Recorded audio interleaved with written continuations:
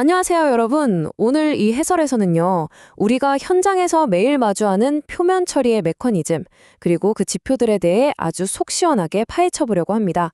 그냥 딱딱한 교과서 이론을 읊는 게 아니고요, 우리가 현장에서 바로 써먹을 수 있는 진짜 실무 지식들을 직관적으로 찝어볼 거니까요, 끝까지 주목해 주세요. 자, 그럼 바로 시작해 볼까요? 오늘 살펴볼 여정의 목차입니다. 첫 번째로 표면 프로파일의 진짜 본질이 뭔지 짚어보고요. 두 번째, 핵심 표면 거칠기 파라미터들. 세 번째는 블라스트 세정만이 가진 독창성인 등방성. 그리고 마지막으로 현장에서 꼭 필요한 4가지 표면 측정 방법까지 순서대로 빠르게 훑어보겠습니다. 네, 그럼 첫 번째 섹션, 표면 프로파일의 본질부터 바로 들어가 보죠. 여기서 정말 중요한 개념이 하나 나오는데요. 바로 움켜쥐는 손가락입니다. 여러분, 표면 프로파일이라고 하면 그냥 표면이 좀 거칠어졌구나 하고 넘어가기 쉽잖아요. 근데 사실 그게 다가 아닙니다. 현미경으로 들여다보면요, 표면에 생긴 이 미세한 봉우리와 골짜기들이 마치 수많은 손가락들처럼 코팅제를 꽉 움켜쥐고 있는 걸 볼 수 있어요. 즉, 이 거친 요철 구조가 코팅을 얼마나 단단하게 잡고 있느냐, 이게 결국 최종 접착력을 결정짓는 핵심이라는 거죠. 그래서 표면 프로파일의 정확한 정의를 다시 한번 짚어보자면요. 우리 다 연마제를 쏴서 표면을 강하게 때렸을 때 물리적으로 깎여나가며 만들어지는 아주 미세한 수준의 봉우리와 골짜기들을 말합니다. 쉽게 말해서 어떤 산업 현장이든 코팅이 떨어지지 않고 표면에 안정적으로 찰싹 달라붙게 만들려면 무조건 거쳐야만 하는 가장 기본적이고 필수적인 준비 단계인 셈이죠. 자, 이제 물리적인 원리를 알았으니 두 번째 섹션으로 넘어가 볼까요? 이 거칠기를 대체 어떻게 수치로 표현하는지 핵심 표면 거칠기 파라미터들을 살펴보겠습니다.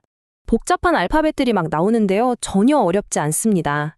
이걸 사람의 키에 비유해보면 정말 딱 들어맞거든요. 자, 먼저 R은요, 표면 높낮이의 전체 평균 키라고 보시면 됩니다. 표면이 전반적으로 어느 정도 수준인지 보여주는 거죠. 그 다음 RY는 제일 키가 큰 사람과 제일 작은 사람의 차이, 즉 가장 높은 봉우리와 가장 깊은 골짜기 사이의 극단적인 최대 신장 차이를 뜻합니다. 그리고 마지막 RG, 이건 상위 5명과 하위 5명, 이렇게 10명의 평균 합을 낸 겁니다. 어떠세요? 단순한 숫자가 아니라 표면 지형이 실제로 어떻게 생겼는지 입체적으로 확 그려지시죠? 그런데요, 높이만큼이나 진짜 중요한 게 하나 더 있습니다. 바로 간격인데요. 여기서 1cm당 피크수를 한번 보겠습니다. 단위 길이, 그러니까 1cm 안에 봉우리가 몇 개나 들어가 있느냐 하는 건데요. 이 피크수가 촘촘하고 빽빽할수록 어떤 일이 생길까요? 맞습니다. 아까 말씀드린 코팅을 꽉 잡는 손가락 개수가 그만큼 더 많아진다는 뜻이거든요. 당연히 코팅제가 표면에 훨씬 더 안정적으로 결합할 수 있는 최적의 조건이 만들어지는 겁니다. 이어서 세 번째 섹션입니다. 우리가 왜 다른 방법 말고 블라스트 세정을 쓰는지 그 독창적인 특징인 등방성에 대해 알아보겠습니다. 이 두 공정의 시각적인 대비를 한번 쓱 보시죠. 왼쪽을 보시면 그라인딩 같은 연마 방식은 특정 방향으로 쭉쭉 뚜렷한 결이 생깁니다. 분명한 방향성이 있죠. 하지만 오른쪽의 블라스트 세정은요, 어떤 특정한 결이 뚜렷하게 나 있는 게 아니라 무작위적이고 아주 균일하게 거친 패턴을 만들어냅니다. 방금 보신 그 차이, 그게 바로 블라스트 세정만의 가장 큰 매력인 등방성이라는 겁니다.